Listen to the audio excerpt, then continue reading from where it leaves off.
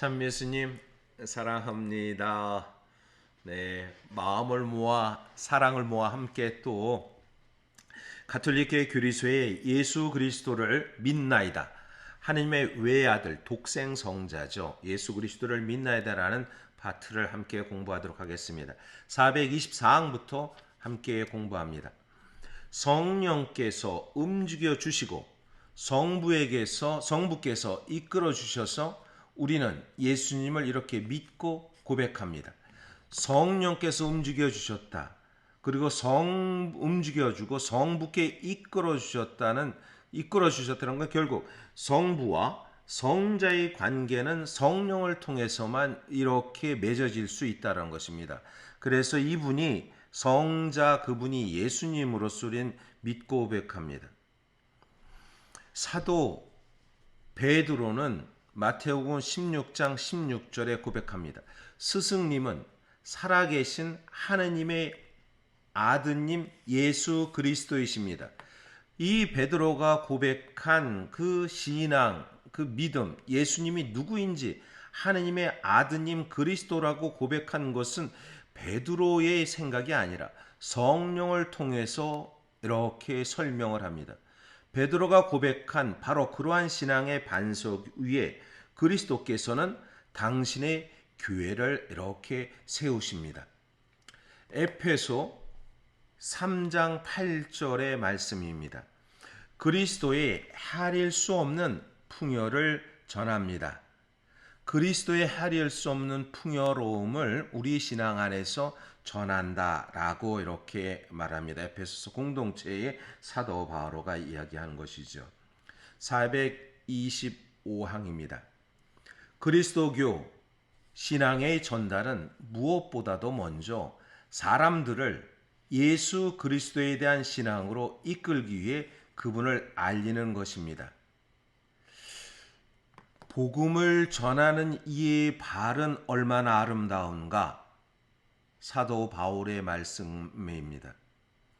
그리고 말씀을 듣는 이가 있어야 그래야 그 말씀을 받아들이지 않겠습니까? 라고 이야기합니다. 예수 그리스도에 대한 신앙을 이끌고 알리는 것. 그래서 그분의 첫 제자들은 처음부터 그리스도를 알리려는 열정에 불타오릅니다. 그분이 누구이시다라는 것을 설명하고 가르쳐 줍니다. 물론 말로서가 아니라 두 가지죠. 말씀을 선포하고 말씀을 담고 살아가는 것입니다. 우리가 신앙도 마찬가지 아닐까 생각해요. 신앙을 고백하고 그 고백을 통해서 신앙의 삶을 살아갈 때 고백과 삶이 함께 연결이 되죠. 말은 잘해 라고 한다면 그리고 또 한때 사제의 강론을 들고 그랬을 때 저 신부님은 참 말씀은 참 잘해 라고만 듣는다면 바로 말씀만 있고 말씀의 육화 사건이 없는 것이지요. 말씀과 육화의 사건이 함께 있을 때 참된 신앙의 가치라고 이렇게 말할 수 있습니다. 이런 것을 우리는 또 해석학적 그 삶 순환이라고 얘기합니다. 우리가 고백하고 삶을 드러내는 것.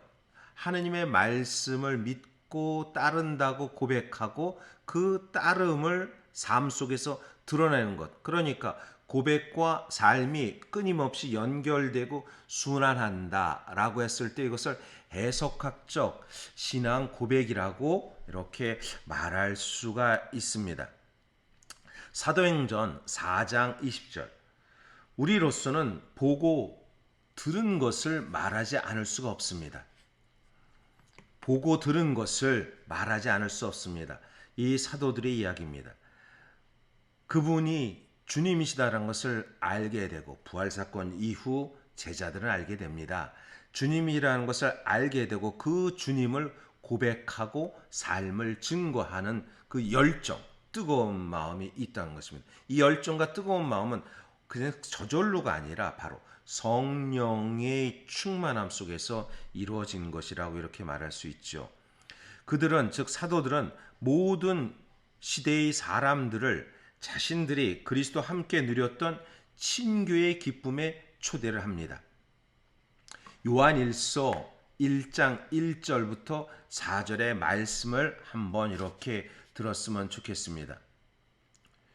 처음부터 있어온 우리가 들은 우리 눈으로 본 것, 우리가 살펴보고 우리 손으로 만져본 것, 이 생명의 말씀에 관하여 말하고자 합니다. 그 생명이 나타나셨습니다. 우리가 그 생명을 보고 증언합니다.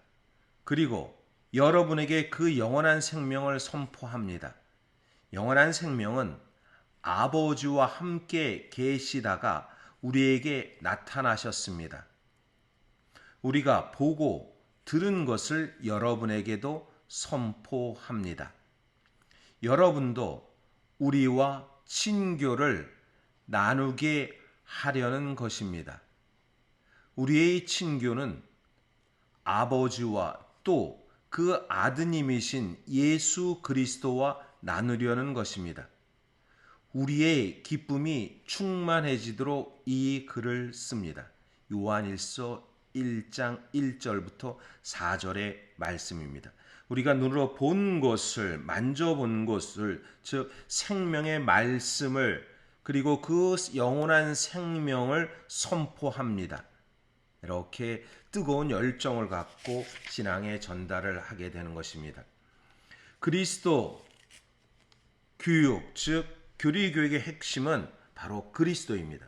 우리가 교리다라고 했을 때 하나님의 말씀을 듣고 그리고 삶을 실천하고 드러냈을 때 이 모든 것의 중심은 바로 그리스도에 있다라고 말씀드릴 수 있습니다.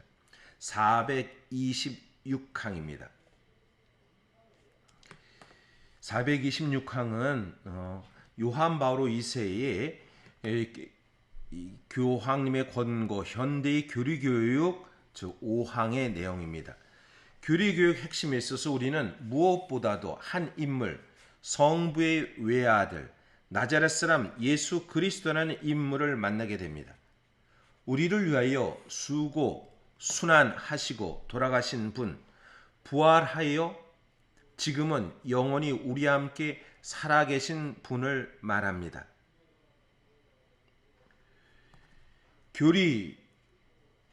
교리교육은 그리스도라고 그리스도라는 한 인물을 소개하여 하느님의 영원하신 계획 전체를 보여주는 것입니다. 교리교육은 그리스도의 행적과 말씀의 의미, 그분을 통해 나타난 표징의 의미를 알아들이려고 하는 노력입니다. 교리교육의 목표는 사람들이 예수 그리스도와 친교를 이루게 하려는 것입니다. 그분만이 성령 안에서 아버지의 사랑으로 우리를 이끌어 주실 수 있으며 우리를 거룩하신 성삼위의 생명에 참여하도록 하실 수 있습니다. 교리교육은 무엇보다도 예수 그리스도이고 그분께서 바로 순환하고 일생을 사시며 복음 선포했고 순환하고 그리고 죽음을 당하고 부활하여 우리 안에서 영원히 살아계신다라는 것을 이렇게 말씀하는 것입니다. 그리스도의 행적과 말씀의 의미 그리고 또 그분을 통해서 드러나는 여러 가지 표징은 증표라고 말할 수 있죠. 증표는 히라보로 세메이온이라고 말합니다. 세메이온은 그 담고 있는 뜻을 살펴본다. 그랬던 때 사인이죠. 우리가 이러한 표징과 증표, 그것은 표징을 통해서 증표를 통해서 살아계신 예수 그리스도가 우리 안에서 있음을 새기도록 참된 주님이라는 것을 고백하는 것입니다. 특별히 요한복음 같은 경우 7가지의 표징의 이야기가 있습니다. 왜 그 7가지의 표징은 바로 예수 그리스도가 주님이시라는 것을 드러나는 표징, 즉 기적과는 다른 이야기입니다. 기적은 다른 어떠한 보여준 경이로움, 이적 같지만 그러나 그것과 달리 이렇게 표징이 요한복음 7가지의 표징이 있다라고 말합니다. 7가지는 이 그리스도인들 즉 히브리인들과 히랍인들이 같이 이렇게 그리스도인들이 갖고 있을 때 의미를 많이 따집니다. 럭키 세븐, 1이 7이라는 숫자, 그리고 재창조의 숫자도 제7일째까지 창조하셨다. 그리고 8은 부활의 의미다. 라고 이렇게 말합니다. 그래서 3이라는 숫자도 한편 보면 4 더하기 3, 성부, 성자, 성령, 그리고 4라는 것은 이 우주 만물, 물, 불, 흙, 공기라고 말하기도 하고 또 동서남북 우주 만물에 그것을 합체돼서 7이라는 숫자가 어떤 때 중요한 숫자다라고 이렇게 말합니다. 우리를 거룩하신 성삼위의 생명에 참여하도록 하셨다라는 것을 다시 한번 우리 교리 교육은 그러한 부분에 핵심이 있다라는 것입니다. 지금 우리가 교리 교육 공부하는 것이죠. 그 부분은 바로 예수 그리스도의 핵심이 있다는 것을 기억했으면 좋겠습니다. 네, 오늘도 하루 행복한 하루가 되시기를 기원합니다.